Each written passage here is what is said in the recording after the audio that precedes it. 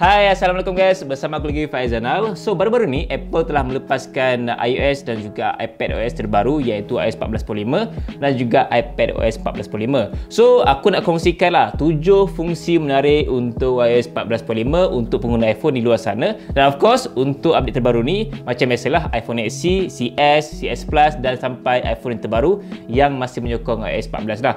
So, untuk iPhone 6 ke iPhone 6 Plus, iPhone 5s memang dah tak dapat dah update terbaru ni. So guys, untuk korang yang masih gunakan iPhone yang menyokong iOS 14.5, yes, 7 fungsi menarik ni mungkin korang akan sukalah. So guys, tanpa masa lagi, let's talk about it. Yang pertama adalah untuk iOS terbaru ni, Apple bagi sokongan untuk Apple AirTag. So Apple AirTag tu apa? Okay, Apple AirTag tu adalah sebuah device untuk kita trace kita punya barang kalau kita letak Apple AirTag tu dekat kita punya bag ke, dekat kunci apa semua lah. Kalau korang nak tahu lebih lanjut mengenai Apple AirTag tu, korang boleh tonton video aku yang aku post sebelum ni. Aku dah explain panjang gila mengenai Apple AirTag tu. Tapi memang menarik lah, dan harga dia pun agak affordable lah, tidak terlalu mahal dan juga tidak terlalu murah lah untuk nak beli kan, sebagai pengguna Apple. Fungsi menarik kedua adalah iOS yang terbaru sekarang ni menyokong DualSense 5 dan juga Xbox Series X punya controller lah. So kalau korang ada Sony PS5 kat rumah ataupun Xbox Series X yang terbaru, korang boleh gunakan dia punya controller untuk sync dengan iPhone ataupun iPad untuk korang nak main game dekat iPhone ataupun iPad lah. Tapi tak semua game lah yang menyokong controller tu. Ada certain game saja yang korang boleh gunakan untuk main game dekat iPhone ataupun iPad lah. In fact, buat pengguna Apple TV pun boleh gunakan DualSense 5 tu untuk main game dekat Apple TV, dan dia bagi kelebihan yang lebih kot aku rasa buat pengguna yang dah subscribe Apple Arcade. Fungsi menarik ketiga adalah korang boleh unlock iPhone korang walaupun korang menggunakan mask. So tanpa korang perlu buka mask pun korang boleh unlock iPhone korang. So itu antara yang menarik. Tapi ciri ni korang memerlukan Apple Watch Series 3 dan juga ke atas, dan untuk gunakan fungsi ni korang gunakan iPhone 10 dan juga ke atas jugalah. So untuk Apple Watch Series 2, Series 1 memang tak boleh lah. So aku rasa dia agak complicated, tapi dalam masa yang sama untuk pengguna Apple Watch dan juga untuk pengguna iPhone, aku rasa benda ni mungkin membantulah untuk kita unlock iPhone tanpa kita buka mask ataupun tanpa kita type passcode tu kan. Untuk setup dia, lepas dia korang upgrade kedua-dua device iaitu Apple Watch dan juga iPhone, yes, korang nak kena update Apple Watch punya WatchOS yang terbaru baru korang boleh gunakan fungsi ni. Dan untuk iPhone juga korang kena update iOS 14.5 lah. So setup dia simple je, korang pergi ke iPhone terlebih dahulu dan pergi ke bahagian setting, masuk Face ID dan juga passcode, masukkan passcode korang dan scroll pada bahagian bawah ni akan nampak Unlock with Apple Watch. So just turn on pada bahagian Unlock with Apple Watch. Seterusnya pergi ke bahagian aplikasi Apple Watch dekat iPhone dan pergi ke bahagian passcode.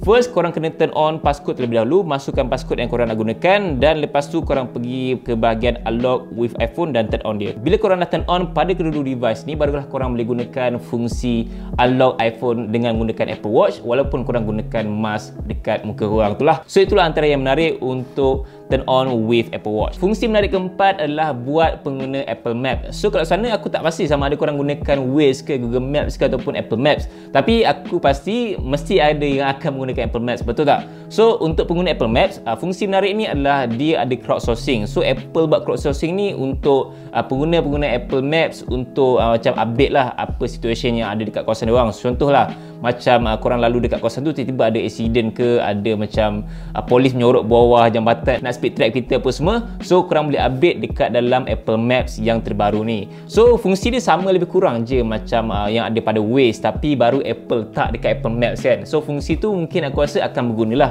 untuk pengguna Apple Maps, tapi untuk pengguna Waze macam aku rasa tak berguna sangat untuk aku pun, sebab aku memang gunakan Waze instead of Apple Maps. Tapi ia agak menarik lah untuk kalau kawasan ni yang menggunakan Apple Maps. Yes, korang boleh update situation yang ada dekat kawasan korang, which is ada hazard ke, ada macam jalan rosak ke, ada police speed trap pun semua, korang boleh update dekat dalam Apple Maps yang terbaru ni lah. Fungsi menarik kelima pula adalah Apple memberi sokongan dual SIM 5G untuk iPhone 12, iPhone 12 Pro dan juga iPhone 12 Pro Max lah. So untuk pengguna iPhone 11 series dan ke bawah, tiada 5G So korang semua just relax je. 5G ni aku rasa tak penting sangat lah buat masa sekarang ni kan, memandangkan dekat Malaysia sekarang ni tak ada 5G lagi. So aku rasa fungsi menarik ni mungkin berguna dekat negara luar lah kan, tapi untuk Malaysia once dah rasmi nanti 5G, mungkin fungsi menarik ni akan berguna untuk korang lah, which is korang boleh gunakan kedua-dua SIM card untuk rangkaian 5G lah, untuk nano SIM dan juga untuk eSIM, sebab iPhone sekarang ni memang menyokong dual SIM lah, eSIM dan juga nano SIM. Fungsi menarik seterusnya pula adalah emoji yang terbaru untuk iPhone ataupun iPad lah. So aku tengok emoji terbaru ni agak weird sikit lah kan,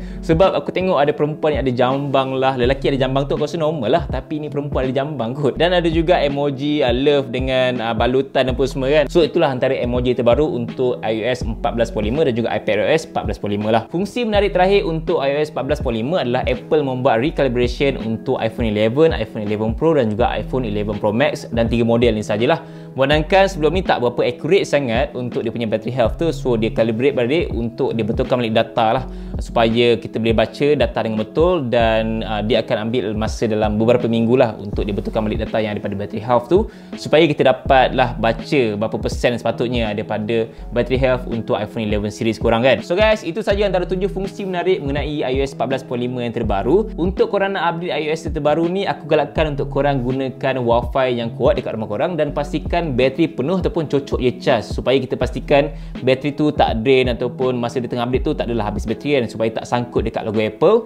Dan aku tak galakkan sangat lah korang gunakan hotspot, sebab hotspot ni tak berapa stabil sangat kan. So kita gunakanlah Wi-Fi yang laju untuk kita pastikan kita update iOS lebih smooth lah dekat iPhone. Ataupun kalau nak lebih selamat, korang gunakan laptop ataupun MacBook ke ataupun komputer lah untuk lebih selamat. Tapi kalau nak guna iPhone boleh je sebenarnya, cuma kena pastikan bateri penuh, cocok cas ataupun Wi-Fi kena laju lah.